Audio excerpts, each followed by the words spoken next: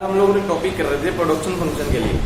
Production function हमने उसका meaning समझ लिया था कि इनपुट को यूज करके जब आउटपुट प्रोड्यूस किए जाते हैं मीन्स गुड्स और सर्विसेज बनाए तो उसका प्रोडक्शन फंक्शन बोलते हैं। प्रोडक्शन फंक्शन में मैंने ये बोला था कि जब प्रोडक्शन फंक्शन करेंगे तो प्रोडक्ट को तीन तारीख से देखेंगे कि कितना कितना प्रोडक्ट हुआ, total product, average product, marginal product, ये हमने कल कर लिया। फिर हमारे पास आता है कि प्रोडक्शन फंक्शन को कितने बेस में देखा जाता है। दो बेस कितने देखते हैं, एक आता है हमारे पास शॉर्ट रन, एक मेरे पास आता है लॉन्ग रन। शॉर्ट रन में क्या होता है कि प्रोडक्शन फंक्शन में जो हमारे पास वेरिएबल्स होते हैं उसमें सभी वेरिएबल्स समझा इनपुट में हमारे पास होते हैं वेरिएबल, सॉरी जो इनपुट्स होते हैं, इनपुट्स के बारे में बार बार डिफाइन करने की जरूरत नहीं है। इनपुट क्या होते हैं? कैपिटल, लेबर, रॉ मटेरियल और टेक्नोलॉजी। जो हमारे पास इनपुट्स होते हैं शॉर्ट रन में सारे के सारे जो भी वेरिएबल्स होते हैं, जो इनपुट्स होते हैं वो फिक्स होते हैं, किसी एक को छोड़ के। किसी एक को हम लोग कम बढ़ती कर सकते हैं लेकिन नहीं ज़्यादा नहीं करते क्योंकि शॉर्ट रन में टाइम भी कम होता है। शॉर्ट रन में प्रोडक्शन फंक्शन को आप ज़्यादा अलग अलग तरीके से डिफाइन नहीं कर सकते। शॉर्ट रन में जो प्रोडक्शन होती है वो टारगेट सेटअप हुआ होता है कि टारगेट हमने बनाना है किसी एक इनपुट को या लेबर को या फिर कैपिटल को वेरिएबल में छोड़ते हैं, बाकी सारे जो है फिक्स रहते हैं। अभी इतनी अमाउंट लगेगी और काम होगा।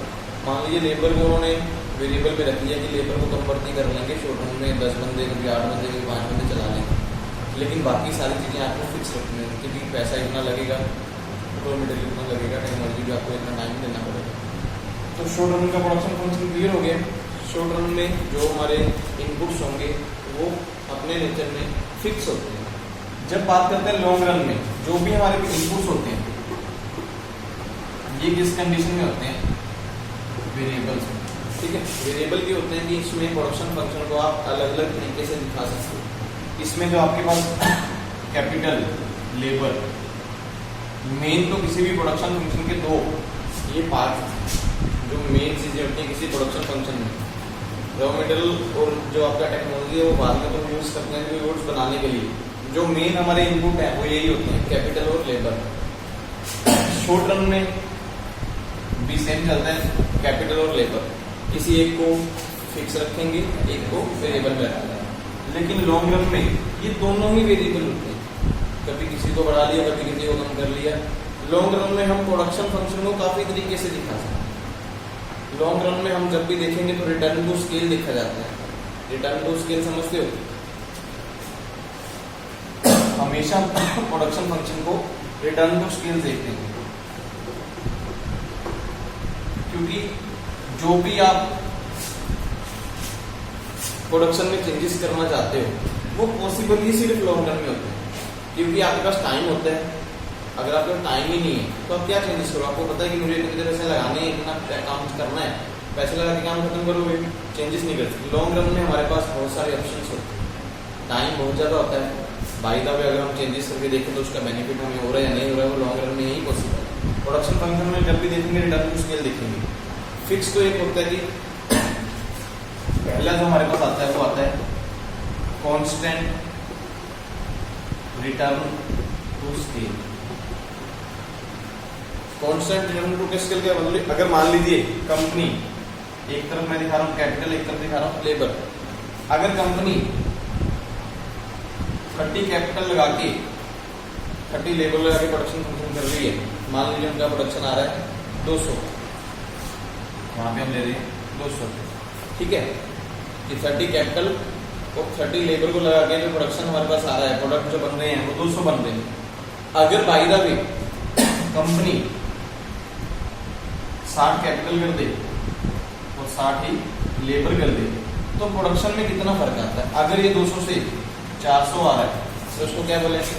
Constant return to scale. Company जितना इन्वेस्टमेंट कर रही है उतना ही प्रोडक्शन आगे बढ़ रहा है। समझ लगी? आपको ये ग्राफ बना के दिखाना होगा अपने पेपर में। कांस्टेंट रिटर्न टू स्केल हम यहाँ पे यहाँ पर दिखाना कि जब उन्होंने 30 लेबर लगाई और कैपिटल लगाया तो 200 प्रोडक्शन में, यही चीज उन्होंने डबल कर दी, 60 कर दी तो 400 हो गया प्रोडक्शन। ये किसमें? एक तो ये कांस्टेंट है, सभी कंपनी मोस्ट में चलता है। मान लीजिए 10 रुपये लगा के प्रोडक्ट बना रहे हैं, 2 प्रोडक्ट बन रहे हैं, आगे मैंने 20 कर दी तो प्रोडक्ट वो 4 हो गए, तो उसको क्या बोलते हैं, कांस्टेंट रिटर्न टू स्केल। दूसरा उनके पास क्या आता है, increasing return to scale. Return to scale समझते हो ना, कि हम जो पैसे लगा रहे हैं उससे हमें क्या रिटर्न मिल रहा है। ये लॉन्ग रन में पॉसिबिलिटीज होती हैं, शॉर्ट रन में नहीं होता। शॉर्ट रन में तो आपको पता होता है पैसे आपके जेवर ज्यादा भी लग जाते हैं। लॉन्ग रन में दूसरा क्या आएगा, मान लीजिए पहले कंपनी लगा के चल रही थी 30 से 30, प्रोडक्शन जो आ रहा था 200 का, ये चीज हमने पहले देखी। अगर बाई द वे कई बार पॉसिबिलिटीज ऐसे भी आते हैं, कई बार कंपनी मान लीजिए उम्मीद से ऊपर चल रही है, मान लीजिए उन्होंने 60 कैपिटल और 60 लेबर लगाया, तो रिटर्न जो उनका आ गया 500, इसको क्या बोलेंगे, increasing return to scale. Company ने जब इन्वेस्टमेंट किया था 30 रुपए, कैपिटल लेबर में प्रोडक्ट बन रहे थे 200, जब इन्होंने लॉन्ग रन पॉसिबिलिटी की बढ़ा दो भी, कैपिटल बढ़ा दो 60 रुपए और लेबर भी 60 रुपए तक ले जाओ, तो रिटर्न, ये ग्राफ देखो इसमें हमने डिफरेंस इसलिए दिखाया कि जो प्रोडक्शन आ रही है वो ज़्यादा की आ रही है, तो इस तरह की प्रोडक्शन को क्या बोलते हैं, इंक्रीजिंग रिटर्न टू स्केल। ये भी साथ में आपको दिखाना होगा, मे भी आपको क्वेश्चन आ सकता है रिटर्न टू स्केल क्या है, तो आपको डिफाइन करना होगा। पहला कांस्टेंट, ये ग्राफ बना होगा, दूसरा इंक्रीजिंग रिटर्न टू स्केल। जब कंपनी ने सोचा होता है कि हम लोग कैपिटल और लेबर में कुछ चेंजेस करते हैं, देखते हैं उसका बेनिफिट क्या होता है। लॉन्ग रन में पॉसिबिलिटी है, हो सकता है कि सेम ही रिजल्ट रहे, हो सकता है कि रिजल्ट बढ़ जाए, ये रिजल्ट बढ़ सकता है लॉन्ग रन में। एक लास्ट में जो हमारे पास आता है वो हमारे पास आता है डिक्रीजिंग रिटर्न टू स्केल। उसमें क्या होगा, अभी कंपनी ने पहले जो लगाए थे 30, प्रोडक्शन जो आ रहा था वो 200 का था, बाई द वे कंपनी ले जाती है 60 के ऊपर, प्रोडक्शन आ रहा है 400, सॉरी 400 बोल रहा हूँ, 350, ठीक है, हम 350 ले लें, 300 ले लें। अगर ऐसी कोई कंडीशन आती है तो कंपनी में क्या होगा, डिक्रीजिंग रिटर्न टू स्केल। ये तीनों पॉसिबिलिटी किस में आ सकती हैं, लॉन्ग रन में आ सकती हैं, जब भी प्रोडक्शन फंक्शन को दिखाया जाएगा। क्योंकि कंपनी जब भी कोई इन्वेस्टमेंट करेगी अपनी इन्वेस्टमेंट को डबल तो करेगी, जहाँ हो सकती है थोड़ी सी बढ़ाए इन्वेस्टमेंट को, तो प्रोडक्शन लॉन्ग, ये पॉसिबिलिटीज किस में है, सिर्फ लॉन्ग रन में, जब कंपनी के पास टाइम है। अगर कंपनी के पास टाइम नहीं होगा तो वो सिर्फ एक ही बेस पे चलेंगे, 30 लेबर है 30 कैपिटल है, बाकी वो इन्वेस्टमेंट कुछ चेंजेस नहीं करेंगे, ना 60 रुपये करेंगे, ना बढ़ाएंगे, ना कम करेंगे। उनको पता होता है कि हमारे खर्चे फिक्स हैं, अगर 30 रुपये मैं कैश कैपिटल में 30 रुपये लेबर के नहीं लगाऊंगा तो मेरा काम नहीं चलेगा। वो शॉर्ट रन में चेंजेस कर भी नहीं सकते, लॉन्ग रन में तीनों चेंजेस हमारे पास होते हैं। हमारे रिजल्ट अच्छे भी आ सकते हैं, हमारे रिजल्ट डाउन में भी आ सकते हैं, हो सकता है हमारे रिजल्ट कॉन्स्टेंट भी रहे। कंपनी इसी बेस में जो भी चेंजेस करेंगी ये लॉन्ग रन में होते हैं। जरूरी नहीं कि 30 से 60 लेके आएंगे, हो सकता है 50 करें, 40-50 करें, ये वेरिएबल होते हैं लॉन्ग रन में, कैपिटल और लेबर, किसी को बढ़ा लो किसी को कम कर लो। ये क्लियर हो गया लॉन्ग रन में। उसके बाद हमारे पास आते हैं आइसो पॉइंट कर्व।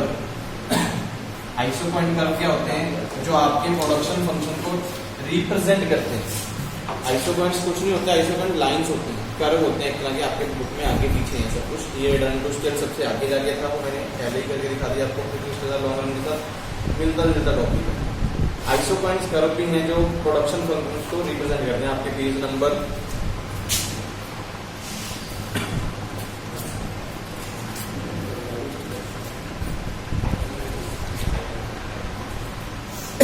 105 पे, iso points are the geometric representation of a production function.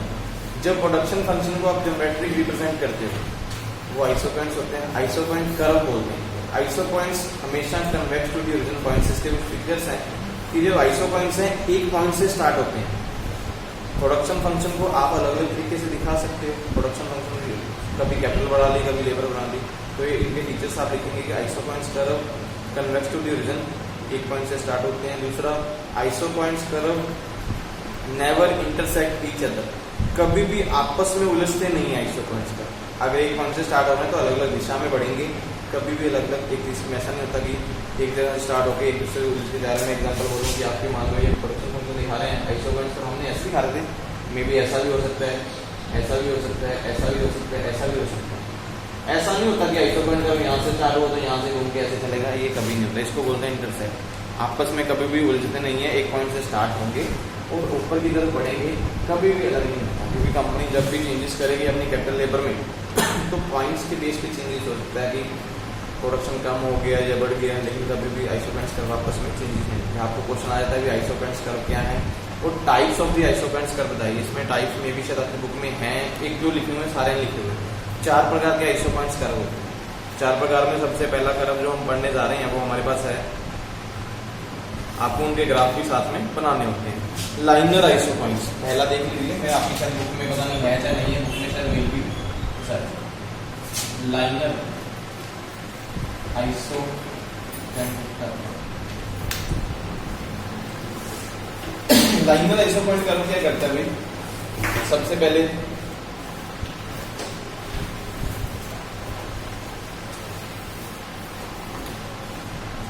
इस तरफ मेरे पास कैपिटल इस तरह लेबर होती है, इसको हम बोलते हैं लाइनर आइसोपॉइंट कर्व। लाइनर आइसोपॉइंट कर्व से परफेक्ट सब्स्टिट्यूटेबिलिटी अवेलेबिलिटी होती है इस तरह के प्रोडक्शन फंक्शन। दोनों का मिक्स ही यूज होता है जब भी कोई प्रोडक्शन फंक्शन दिखाया जाएगा। आइसोपॉइंट कर्व सबसे पहले जो हमारे पास आ रहा है लाइनर, एक लाइन के बेस पे चलता है, मतलब कि लाइन सीधी है। परफेक्ट सब्स्टिट्यूटेबिलिटी मतलब क्या है कि दोनों में चेंजेस कर सकते हैं। कैपिटल को बढ़ा लीजिए, लेबर को कर दीजिए। मैं एग्जांपल के तौर पे बताऊंगी, सब्स्टिट्यूटेबिलिटी समझो ना भी, कैपिटल को बढ़ा सकते हैं, जरूरी नहीं कि दोनों को बढ़ाना हो। अभी मेरे पास कुछ पॉइंट्स में लिखा हो, हमने पहले दिखा दिया कि आइसोपेंट्स कर्व ऐसा है। दूसरे में परफेक्ट सब्स्टिट्यूट क्या करूंगा अभी, यहाँ पे मैं कैपिटल दिखा रहा हूँ, यहाँ पे ले देता हूँ, यहाँ पे मैं कर दूँ सब्स्टिट्यूट, समझ गए ना। कैपिटल पहले बराबर दिखा रहे थे, अभी क्या हुआ, कैपिटल बढ़ा ली, लेबर कम कर दी। इसको इस तरह से भी दिखा सकते हैं, कैपिटल कम कर दी, लेबर बढ़ा दी। तो इसको क्या बोलते हैं, लाइनर आइसोपेंट्स कर्व। इस तरह की कर्व में क्या होती है कि perfect substitutability of the inputs variables होते हैं, मिक्स बेस पे काम करना होता है। हमें इन दोनों को मिक्स लेके चलना होता है। कभी भी इनमें ऐसा नहीं होता कि आप किसी एक चीज को छोड़ के आप आइसोपेंट्स कर्व को दिखा लोगे या प्रोडक्शन कर लोगे। इन दोनों को लेके चलना होता है, लेकिन दोनों में से किसी को भी हम इग्नोर नहीं कर सकते। ये दोनों वेरिएबल्स होते हैं।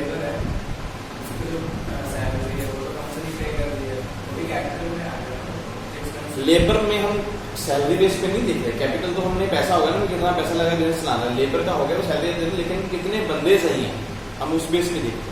समझ गए, खर्चा तो पड़े, वो तो खर्चे कंपनी के प्रॉफिट एंड लॉस देखने में होगा। इस टाइम हम क्या कर रहे हैं, प्रोडक्शन दिखा रहे हैं कि कितना प्रोडक्ट हम कैसे बढ़ा सकते हैं। अगर कंपनी प्रोडक्शन बढ़ेगी तो उसके खर्चे भी बढ़ेंगे, ये तो नॉर्मल सी बात है। अगर बाई द वे पॉसिबिलिटी किसमें आती है, प्रॉफिट कब कमाएंगे, लॉन्ग रन। क्यों कमाएंगे, क्योंकि लॉन्ग रन में बस चांसेस है। अगर इंक्रीजिंग रिटर्न टू स्केल आ गया, प्रोडक्शन ज्यादा होने लगेगी, बंदे तो उतने कम लगे। मैंने जैसे एग्जाम्पल 30 बंदे थे, 30 की कैपिटल थी, 200 प्रोडक्ट बन रहे, 60 बंदे कर लिए, 60 की कैपिटल कर दी, प्रोडक्शन आगे 500। तो जो 100 एक्स्ट्रा हम कमा रहे हैं मार्जिनल बेस पे चल रहा है, उसका बेनिफिट क्या होगा, कंपनी अपने बेनिफिट में कमा के चलेगी। इस तरह वो पॉसिबिलिटीज हमारे पास हमेशा सिर्फ लॉन्ग रन में ही होती है, शॉर्ट रन में नहीं होती। क्लियर हो गया। जब आप प्रॉफिट भी देखेंगे फिर देखेंगे भी खर्चा भी बढ़ रहा है कंपनी में। इस टाइम प्रोडक्शन फंक्शन को डिनोट कर रहा है कि प्रोडक्शन इस तरह से चेंजेस हो सकते हैं। उसके बाद दूसरा आपके पास जो लाइन कर्व आता है वो हमारे पास आता है input output iso points. Input output iso point. Input output जो आइसो पॉइंट कर्व है, इसको नेम एक और भी होता है, इसको लियोनटिफ भी बोलते हैं। और लियोनटिफ आइसो पॉइंट, कुछ भी नाम दे सकते हैं, इसका एक ही नाम है, मतलब चाहे इनपुट आउटपुट बोल लीजिए, चाहे लियोनटिफ आइसो पॉइंट कर्व भी बोल सकते हैं। इस तरह के आइसो पॉइंट कर्व में क्या होता है कि जीरो सब्स्टिट्यूटेबिलिटी होती है। हम ये नहीं बोल सकते जैसे लाइनर में था अभी कैपिटल लेबर को कम कर लेंगे। इस तरह के प्रोडक्शन फंक्शन में क्या होता है कि गुड मॉर्निंग जी, गुड मॉर्निंग, जीरो सब्स्टिट्यूटेबिलिटी होती है कि जितनी आप कैपिटल यूज करोगे लेबर भी आपको उतनी यूज करनी है। इसको रिप्रेजेंट इस तरह से करें, इसका आप ग्राफ साथ में लिख सकते हैं। इसकी डेफिनेशन क्या है, इस तरह के प्रोडक्शन कर्व में जीरो सब्स्टिट्यूटेबिलिटी लेवल होता है कि जो हम प्रोडक्शन फंक्शन मिक्स रख रहे हैं कैपिटल लेबर में, जो एक बार स्टार्ट कर ले उसमें सब्स्टिट्यूशन नहीं कर सकते, इसको बढ़ा देंगे इसको कम कर देंगे, एक ही बेस पे चलना है, जितना इनपुट करेंगे उतना ही हमें आउटपुट भी मिलेगा। थर्ड हमारे पास जो कर्व आता है उसको बोलते हैं हम लोग किंकल आइसोपॉइंट।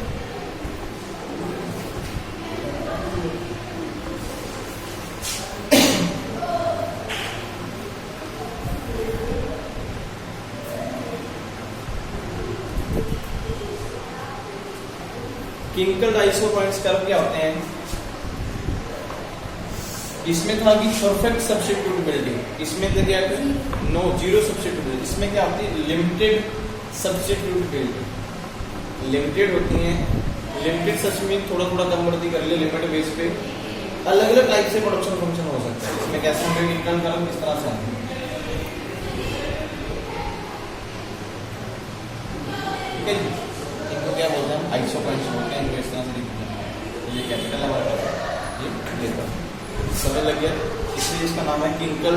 इसमें लिमिटेड सब्स्टिट्यूटेबिलिटी अवेलेबल होती है, तो इस तरह से डिनोट सकते हैं। प्रोडक्शन फंक्शन चेंजेस हो सकते हैं, मान लीजिए थोड़ा सा कैपिटल बढ़ा लिया प्रोडक्शन फंक्शन चेंज हो सकता है, कैपिटल बढ़ा लिया लेबर बढ़ा लिया प्रोडक्शन फंक्शन में चेंजेस किसी भी दिशा में आ सकते हैं, तो थोड़ा थोड़ा चेंजेस करते हैं।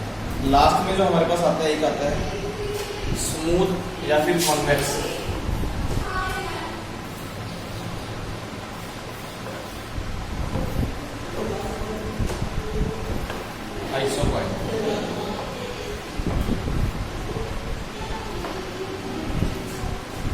स्मूथ और आइसोपॉइंट से कर्व होगा आपके पास।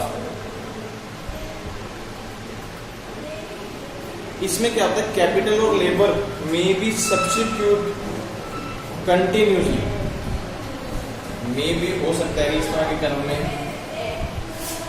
कैपिटल और लेबर ये इस तरह से चलता है, ठीक है। इस तरह के कर्व में क्या होगा प्रोडक्शन फंक्शन में भी कैपिटल और लेबर जो आपके पास इनपुट्स वेरिएबल्स हैं इनको कंटिन्यूसली सब्स्टिट्यूट किया जाता है, कंटिन्यूसली इस तरह से कर्व चलता है, कोई एक दिशा में नहीं चलता, इसलिए इसको कन्वेक्स बोलते हैं। ये इस तरह से डिनोट होता है।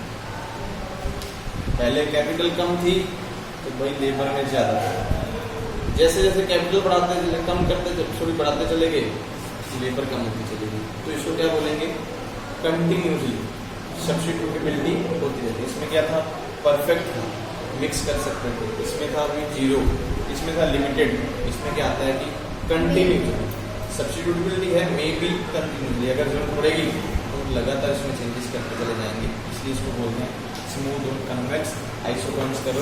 ये जो ज्योमेट्रिक रिप्रेजेंटेशन होता है प्रोडक्शन फंक्शन का, प्रोडक्शन फंक्शन को हम इस तरह से किसी तरह से भी दिखा सकते हैं, इनको बोलते हैं आइसोपॉइंट कर्व। आपको क्वेश्चन दिसंबर का आता है, 3 क्वेश्चन बनते हैं इस टॉपिक में। प्रोडक्शन फंक्शन क्या है आपको उसमें दिखाना होगा, total product, average product, margin product क्या है वो हमने कल कर दिया। प्रोडक्शन फंक्शन को किस तरह रिप्रेजेंट करते हैं 2 प्रकार से, शॉर्ट रन और लॉन्ग रन में। शॉर्ट रन में मैंने बोला था कि चेंजेस अवेलेबिलिटी नहीं होती, कि आप उसमें बोलेंगे वेरिएबल में चेंजेस कर लेंगे और प्रोडक्शन फंक्शन को इंक्रीज डिक्रीज कर लेंगे। शॉर्ट रन में हमारे टारगेट होता है उसको अचीव करना होता है, कई बार कंपनी कॉस्ट ज़्यादा होती है क्योंकि वेरिएबल्स फिक्स होते हैं, कैपिटल और लेबर जो फिक्स होते हैं। लेकिन लॉन्ग रन में हमारे पास बहुत सारे पॉसिबिलिटीज होते हैं, उसमें हम क्या कर सकते हैं रिडंडेंट स्केल दिखा सकते हैं, इंक्रीजिंग बेस पे, डिक्रीजिंग बेस पे, कांस्टेंट बेस पे। उसके बाद एक क्वेश्चन आता है आइसो कर्व। आइसो का हमने पहले डेफिनेशन दी कि ज्योमेट्रिक रिप्रेजेंटेशन की प्रोडक्शन फंक्शन, ये 4 प्रकार से होते हैं, इन चारों आपको इसमें से नोट करना हो जाएगा। भाई ये आपका टॉपिक हो सिंपल। अगर प्रोडक्शन फंक्शन में हमारा सेटिस्फेक्शन लेवल आगे मीन्स प्रोडक्शन आगे बढ़ता है चेंजेस करने में, तो हम क्या बोलते हैं हायर सेटिस्फेक्शन लेवल बोलते हैं। अगर चेंजेस करने में प्रोडक्शन में डाउन आता है तो उसको बोलते हैं कि decrease level of satisfaction, means हमारी उस टाइम पे यूटिलिटी लेवल कम हो जाती है। जिस कंपनी में अगर प्रोडक्शन में चेंजेस, थोड़ी वेरिएबल्स में चेंजेस करने पे, इनपुट्स में चेंजेस करने पे बेनिफिट होता है तो कंपनी को यूटिलिटी लेवल बढ़ जाता है, उनका प्रॉफिट अपना बढ़ेगा। अगर यूटिलिटी लेवल कम हो रहा है तो प्रॉफिट डाउन होता है, तो फिर कंपनी चेंजेस करती है। वो चेंजेस सिर्फ लॉन्ग रन में ही कर सकते हैं, शॉर्ट रन में कभी भी चेंजेस नहीं है। आपके पास पैसा है, आपके पास ऑप्शन है ना, अभी आपके पास एग्जाम्पल में आपका टाइम, अभी एज जो है 18 साल 20 साल इतनी है, आपके पास टाइम क्या लॉन्ग रन टाइम है, अपने फ्यूचर को कैसे बनाना, बहुत सारे चेंजेस कर सकते हो, एक फील्ड छोड़ के दूसरे फील्ड में ज्वाइन कर सकते हो। बाई द वे आप चले जाएंगे 35-40 साल की उम्र में, आपके पास ऑप्शंस नहीं बचेंगे, जिस काम में आप लगे हुए हैं आपको उसमें करना होगा, क्योंकि पता होता है कि उस टाइम पे आपके ऊपर से बर्डन बहुत होते हैं, प्रेशर होता है कि लाइफ के लिए मुझे ये भी करना है वो भी करना है, तो आपको जो काम है वो करना ही पड़ता है। आप लोग लाइफ में देख लीजिए अपनी फैमिली मेम्बर में जो हमारे फादर्स हैं या हमारे बड़े भाई हैं या सिस्टर्स हैं, अगर जिस दिशा में वो हैं वो उस दिशा में रहेंगे, वो चेंजेस नहीं करते। हमको पता है चेंजेस कब करेंगे, जब उनके पास चांसेस हो, मे भी वो चेंजेस फ्यूचर को देख के चांस कर सकते हैं कि अगर भाई तक ऐसा कुछ ना हो तो मैं ऐसा कुछ कर लूँगा, ये ना हो तो ये करूँ। अगर हमारे पास लिमिटेड फंड है फिर हम कैसे कुछ कर पाएंगे। तो सेम प्रोडक्शन फंक्शन में भी ऐसा चलता है। प्रोडक्शन फंक्शन में एक क्वेश्चन आपको कई बार आता है,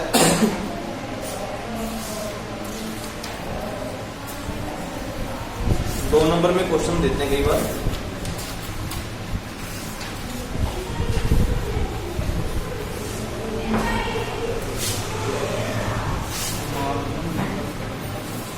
शायद ये नहीं तो देखता हूँ मैं बुक में, शायद आप मिल जाए।